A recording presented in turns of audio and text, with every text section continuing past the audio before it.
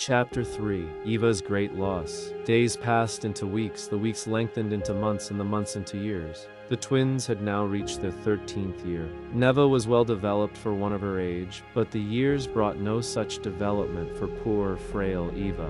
All the family shielded her except her father. Many times she would stand speechless as he railed out upon her with cursings and abuses. She knew too what it meant to feel the weight of his heavy hand. Mr. Grant was seldom sober, and the entire family reaped the effects of a temper inflamed by intoxicants. But the mother never quailed before her children, even when it seemed that blows would surely follow. What a brave little mother she was. One evening, Mr. Grant returned from town and was drinking heavily, which made him very quarrelsome. Supper was waiting, and Eva, seeing her father's condition, left her supper untouched, and hurried to bed that she might escape his abuses, which she knew would be given. How she trembled as his cursings reached her ears. She feared, too, that the dear mother would come under the weight of his heavy hand. But to her surprise, she heard her speak in a low, kind tone. "Supper is waiting, Papa. You better wash, for I have prepared a special dish for you." She then heard her father washing at the sink, and as her bedroom joined the kitchen, she could hear them through the half-open door. There were no harsh words on the part of the mother, but in a kind tone of voice she related the incidents of the day, even to some childish prank of the boys, which made Mr. Grant forget his anger, and he joined with them in hearty laughter. The special dish was a strawberry shortcake, of which he ate heartily, and which changed his mood, for he arose from the table and spent some time in romping with the boys. This was an unusual occurrence. "How can she do it?" questioned Eva to herself. "How can she be so kind and so calm when he abuses her so much? I do not understand it. She is so fearless when we are all so afraid." She lay for some time pondering over the events of the evening before she fell asleep. The next morning she was awakened by her mother's kiss on her forehead. Throwing her arms around her mother's neck, she said, "Mama, I do not understand how you can be so kind to Papa when he treats us all so bad. How can you speak so kindly to him when he curses you so?" "Lie still for a few moments and I will tell you why," replied Mrs. Grant. She passed from the room and in a few moments returned with the open Bible in her hands. Seating herself on the bed beside Eva, she read Proverbs 15:1. "A soft answer turneth away wrath, but grievous words stir up anger." "Is that why you are always so kind to all of us?" inquired Eva. "Yes, daughter," replied Mrs. Grant. "I have found when a soft answer does not turn away anger, it is best to remain quiet. For bitter words only kindle the flame and make matters worse than ever, and I pity your Papa. He was a dear, good man before he took to drink." "What a wonderful, brave little mother," said Eva, as she reached out and patted her hand affectionately. "But Mama, do you feel well? You look as if you were in pain.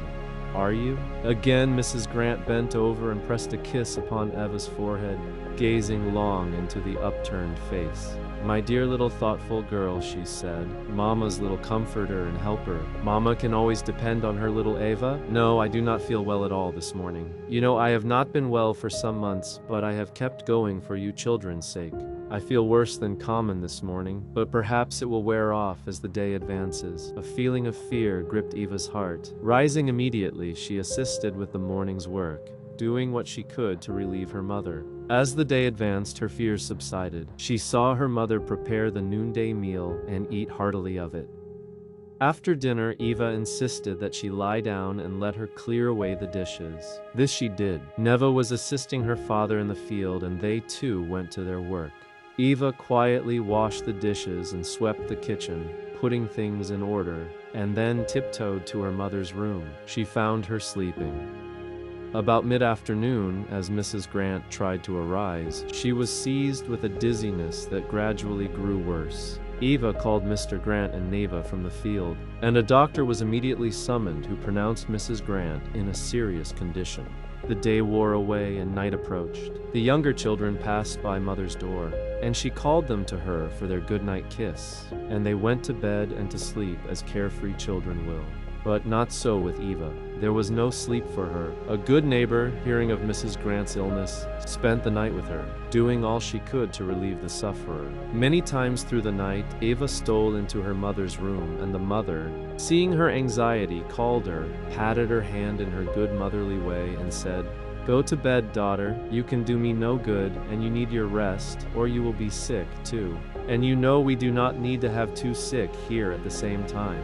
Bending over, Eva kissed her mother's forehead and again heard her say, "Mama can always depend on her little Eva." It was past the midnight hour when Eva went to bed, but those words were ringing in her heart. And in spite of her anxiety about her mother, she felt happy and soon fell asleep. Next morning, she was aroused by the arrival of a relative, and dressing hastily, she stole into her mother's room.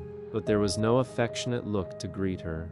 Taking her mother's hand, she spoke to her and received the motherly pat as before. She passed out of the room with a heavy heart. Neva was preparing the morning meal, and Eva picked up the milk pail and started to the lot to milk the cow. She felt she must be out of doors. Passing the barn, she saw her father standing in the doorway. He called to her. As she drew near him, she saw tears were rolling down his cheeks. Laying his arm about her shoulders, he said, "Eva, we will not have a mama very long, for she is going fast." Then he broke down, and his frame was convulsed with heavy sobbing.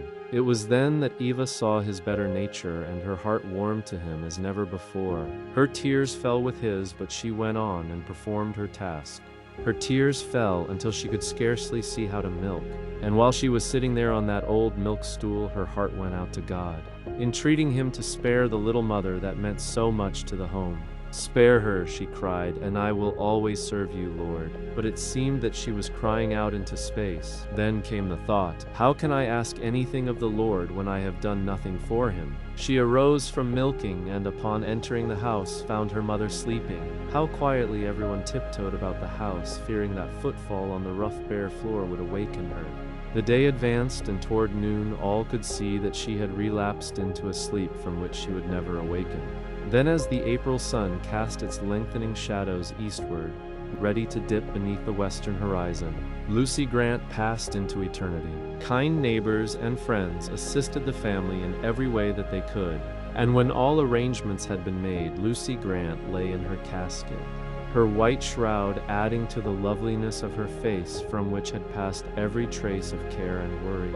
The smile which she always wore seemed to play around her lips even in death, and she lay as one who had fought the battles of life, conquered, and gained the victory.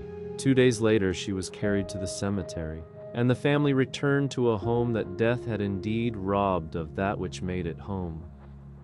During all the arrangements for the funeral, and even when her mother's casket was lowered into the grave, Eva went about as one in a trance. She wept when the thought of her mother's death came to her, but when the blow really came, the wound was too deep for tears. Her pale face became paler and her body trembled.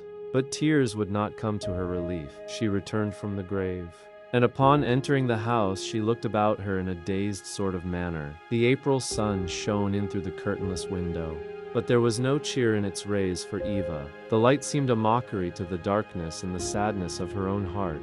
Night came on, and the children prepared to retire. But there was no one to call them to her for a good-night kiss, as there had been just a few nights previous. No kind words for each of them, and no affectionate motherly pat as they were tucked away for the night. Eva prepared to retire, and while undressing, she caught sight of her mother's Bible lying on the old bureau in her room. This brought back to her the conversation just 3 mornings previous. Picking up the book, she folded it to her bosom in a caressing manner, and when she did so, it seemed she could hear her mother's voice again as she said, "Mama can always depend on her little Eva." Tears came, and for some time she shook with convulsive sobbing. Placing the Bible under her pillow, she laid her head upon it and cried herself to sleep.